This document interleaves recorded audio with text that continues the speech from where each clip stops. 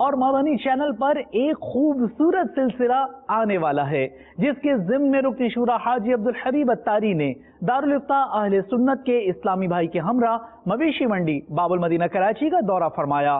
آپ نے روانگی سے قبل ابتدائی کلمات میں سفر کی غرض و غایت بیان فرمائی، جبکہ مویشی منڈی میں دارالفتاح اہل سنت کے مبلغ دعوت اسلامی نے شرعی رہنمائی فرمائی۔ عید قربان کے دن قریب آ رہے ہیں، بہت سارے مسلمان الحمدللہ دنیا بھر میں قربانی کرتے ہیں، لیکن جب بھی جانور خریدنے جاتے ہیں تو بہت سارے مسائل سامنے آتے ہیں۔ بدقسمتی سے چونکہ اس کے مسائل پتہ نہیں ہوتے تو اب جانور خریدتے وقت یہ پرابلم ہو جاتی ہے کہ یہ خرید سکتے ہیں کہ نہیں خرید سکتے، اس میں کون سا عیب ایسا ہے جو نہیں ہونا چاہیے، اور قیمت خرید و فروخت میں کیا کیا شرعی مسائل ہو سکتے ہیں۔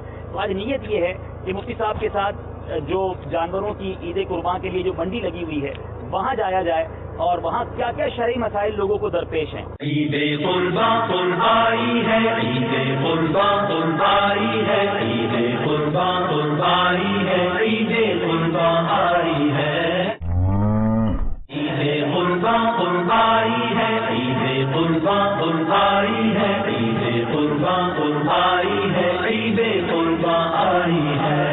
عید لائی مومنو ایثار کا پیغام ہے، عید لائی مومنو ایثار کا پیغام ہے۔ بیل کے ناک میں جو نکیل ڈالی ہوئی ہے، رسی بندھی ہوئی، یہ بیل کا عیب نہیں ہوا؟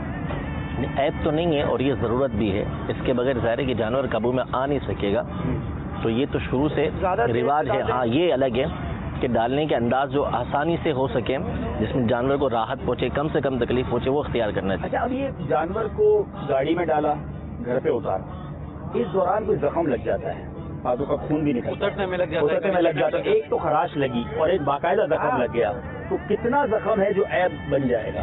دیکھیں یہ تو مختلف صورتیں ہوتی ہیں کہ جانور کے زیادہ عیب زخم لگا، اب اس نے کوئی حصہ اس کا ضائع کر دیا، پاؤں پہ لگا اور پاؤں اس کا لنگڑا ہو گیا، جس کی وجہ سے وہ تو اب ظاہر ہے کہ لنگڑا ہونے کی وجہ سے پھر قربان گاہ تک چل کے نہیں جا سکتا، تو قربانی نہیں ہوگی، ٹھیک ہے، یا اس کی دم ہی کٹ گئی اتارنے میں، تو اب 1/3 دم کٹ گئی ہے، تو اس صورت میں جو ہے وہ اس کی قربانی پھر نہیں ہوگی، ناجائز ہو جائے گی۔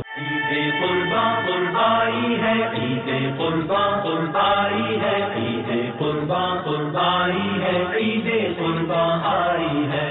جانور پہ جو گھنگرو وغیرہ ہوتے ہیں تو یہ کیا میوزک کی وجہ سے آتا ہے جب جانور چلتا ہے تو جانجر ٹائپ کے ہوتے ہیں؟ دیکھیں یہ اصل میں جانور کی زینت کے لیے مختلف چیزیں لگائی جاتی ہیں، اس کے اوپر جھول ڈالا جاتا ہے، اس کے اوپر مختلف چیزیں باندھی جاتی ہیں، تو اس کو مطلقاً ہم میوزک نہیں کہہ سکتے۔ کوئی ایسی چیز ہونا کہ جس کو باندھ کے میوزک کا باقاعدہ ارادہ ہو کہ اس سے باقاعدہ اس طرح بنائیں گے، ہم ساز اس طرح کا بنائیں گے تو ایک صورت میوزک کی بنے گی، ورنہ جیسے یہاں بندے میں گھنگرو جو چل رہی ہے اور آواز آ رہی ہے تو اس میں کوئی حرج نہیں ہے۔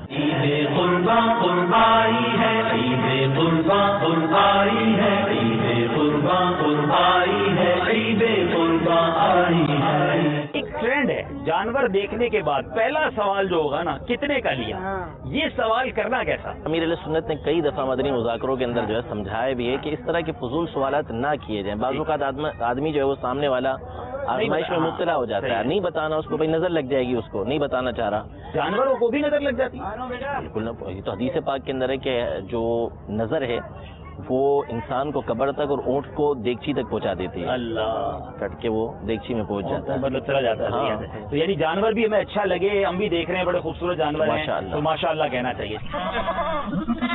عید قربان آئی ہے، عید قربان آئی ہے، عید قربان آئی